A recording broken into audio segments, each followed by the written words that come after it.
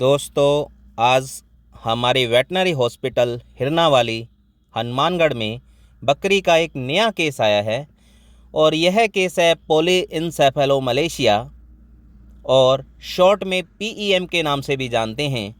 इस बीमारी को सेरिब्रो कॉर्टिकल नेक्रोसिस भी कहते हैं और यह एक न्यूरोमस्कुलर डिजीज़ है। इसमें ब्रेन व मसल्स दोनों ही अफेक्ट होती है। यह देखो, जैसा कि वीडियो में आपको दिखाई दे रहा है, बकरी में एक typical symptom star gazing position के रूप में दिखाई दे रहा है। बकरी ऊपर की ओर आसमान की तरफ देख रही है। यह एक टिपिकल सिम्टम है पीईएम का। यह बकरी मात्र एक इंजेक्शन लगाने से कैसे ठीक होती है, जो वीडियो के अंत में आपको दिखाएंगे।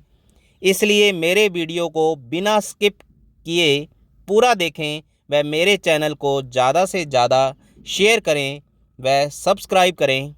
देखो, इस बीमारी को हम पूरे डिटेल से जानते हैं कि इस बीमारी की इटियोलॉजी क्या है, अर्थात इस बीमारी के होने के क्या क्या कारण हो सकते हैं, क्या क्या लक्षण इसके अंदर आते हैं और इसका इलाज कैसे करते हैं।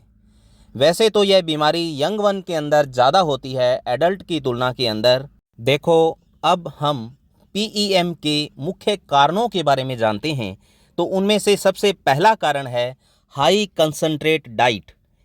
जैसे ही हम एनिमल को ग्रेन डाइट, अर्थात जब दाना ज़्यादा मात्रा के अंदर दिया जाता है, अर्थात जो बकरियां स्टॉल फीडिंग पर रहती है उसमें इसकी संभावना ज़्यादा होती है और खुले में चरने वाली बकरियों के अंदर इसकी संभावना बहुत ही कम होती है। देखो, रूमिनेंट पशुओं में रूमिनल माइक्रोफ्लोरा के द्वारा थायमिन अर्थात विटामिन B1 का सिंथेसिस होता है, परंतु जब ज़्यादा ग्रेन वाली डाइट देते हैं किसी एनिमल को तो थायमिन का जो सिंथेसिस है वो प्रभावित होता है या थायमिन नष्ट हो जाता है, जिसकी वजह से विटामिन B1 की डेफिशिएंसी अर्थात कमी हो जाती है। दूसरा मुख्य कारण है high level of sulphur content in feed और वाटर। कई बार पीने वाले पानी में भी सल्फर के कंटेंट्स ज़्यादा हो सकते हैं और कुछ ग्रीन फॉडर हैं जैसे लूसर्न, जिसे अल्फ़ा अल्फ़ा के नाम से भी जानते हैं।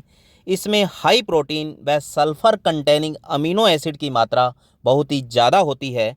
और कुछ क्रूसीफेरी फैमिली के प्लांट्स हैं जैसे सरसों हैं, सलजम है और कुछ बाय प्रोडक्ट्स हैं मक्का, गन्ना, चुकंदर आदि। इनके अंदर भी सल्फर की मात्रा ज़्यादा होती है। जब पशु हाई सल्फर कंटेनिंग प्रोडक्ट ले लेता है तो रूमन के माइक्रोब्स H2S गैस बनाते हैं, अर्थात हाइड्रोजन सल्फाइड गैस बनाते हैं।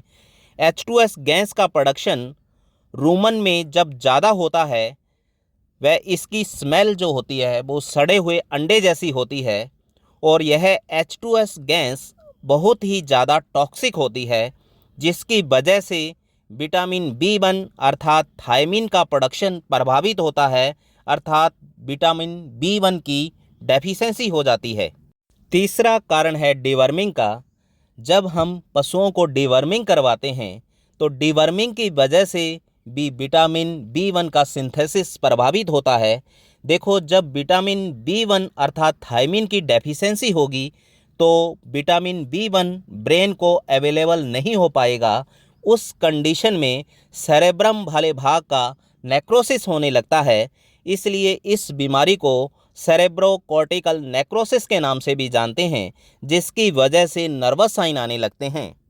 अब इस बीमारी के मुख्य लक्षण अर्थात सिम्टम क्या होते हैं, तो उसमें सबसे main typical symptom star gazing, जिसमें पशु गर्दन को ऊपर की ओर रखकर आसमान की तरफ देखने लगता है। अन्य लक्षणों में जैसे निस्टाग्मस, इसमें आँखों का मूवमेंट बहुत ज़्यादा बढ़ जाता है। पैडलिंग, इसमें पशु अपने पैरों को साइकिल की तरह चलाता है। अंधेपन का लक्षण आता है, मिर्गी के दौरे आते हैं, एनिमल एक्साइट हो जाता है, वह दूसरे एनिमल पे अटैक करता है। यह देखो, अगले ही दिन बकरी पूर्णतः स्वस्थ हो जाती है। ओनर हमारे पास दूसरे दिन लेकर आया, उसने कहा बकरी पूर्णतः स्वस्थ है, जुगाली कर रही है। अब हमने इसमें ट्रीटमेंट क्या किया, इसमें हमने विटामिन B1 का इंजेक्शन अर्थात बेरिविन इंजेक्शन 10 से 20 मिलीग्राम पर केजी बॉडी वेट के हिसाब से बीडी डोज में दिया और अगले ही दिन बकरी पूर्णतः स्वस्थ हो जाती है। कई बार ओनर समय पे ट्रीटमेंट नहीं करवा पाता, जिसके कारण कंडीशन सीवियर हो जाती है और इस सीवियर कंडीशन के अंदर ब्रेन एडिमा डेवलप हो जाता है, बॉडी का टेम्परेचर भी राइज हो जाता है। तो उस कंडीशन में हमें कुछ सपोर्टिव मेडिसिन भी देनी पड़ती है, जैसे नेसेट्स, डेक्सामिथासोन, 25% मैनिटोल सॉल्यूशन और फास्ट रिकवरी के लिए हाई कंसनट्रेट ग्लूकोज सॉल्यूशन भी इंट्रावीनस दे सकते हैं।